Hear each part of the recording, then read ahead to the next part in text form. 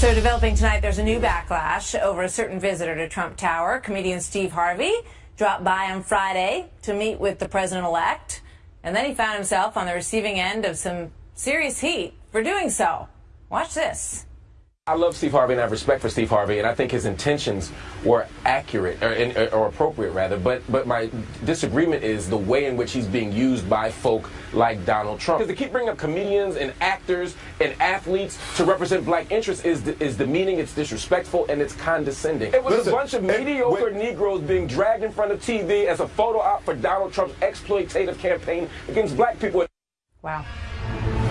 So here with more, Ben Shapiro, editor-in-chief of DailyWire.com, with his thoughts on this controversy. Ben, good evening to you. You heard our conversation, and you heard the piece of sound there from Marc Lamont Hill talking about mediocre Negroes that he said were paraded, basically to check boxes for Donald Trump. What do you think?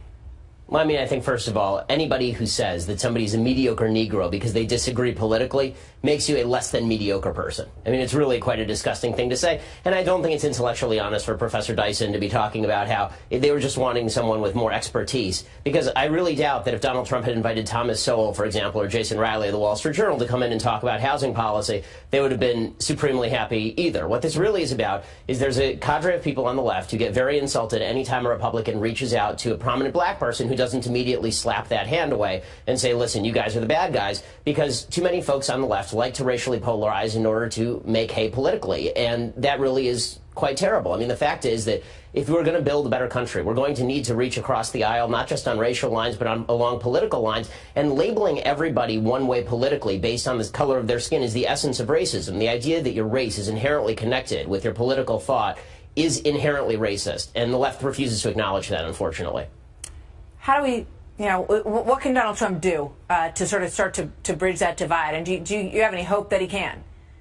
Listen, I think Trump's actually doing the right thing on a lot of these things. I think that when Trump invites people like Steve Harvey, or when he invites Jim Brown, or when he invites any of the other people he's been inviting to talk, Martin Luther King III, is that somebody who lacks gravitas? And when he invites all of these people to Trump Tower to talk about this stuff, I think that he's actually attempting to reach out. Now, whether you think that's just PR or not, doesn't really matter. The bottom line is, what would Trump do differently if he were actually reaching out as opposed to doing PR? I'm not sure he would be doing anything differently. And again, the idea that the left can object to celebrity involvement in politics, I didn't see them whining and crying when Meryl Streep was ripping Donald Trump up and down over the Golden Globes. I saw them celebrating her heroism for wearing a $12,000 ball gown in front of all of her friends. Ben Shapiro, thank you very much. Good to see you, Ben. You too.